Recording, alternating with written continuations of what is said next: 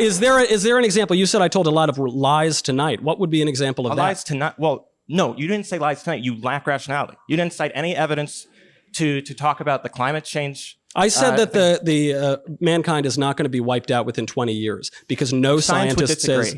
I'm sorry? Science would disagree. Which scientist? The 97% of all scientists who say that 1 to 2 degrees Celsius will melt the ice caps such that there will be rising sea levels, mass extinctions, and it won't end the Earth, but it will change to a certain point the ecology of our planet such that it is much more difficult for humans to survive.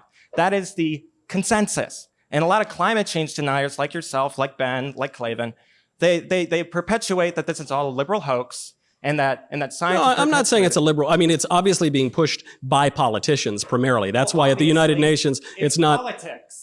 Politicians are going to push political issues. Right, it's politics, not science. That's my point.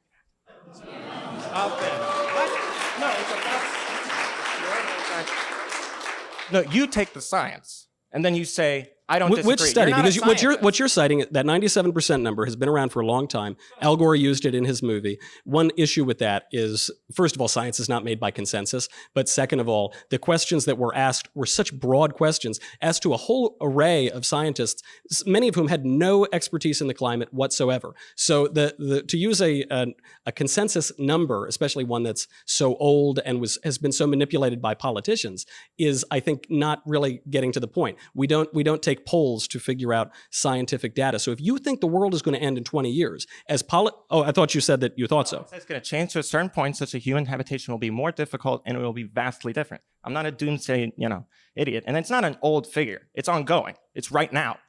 It's a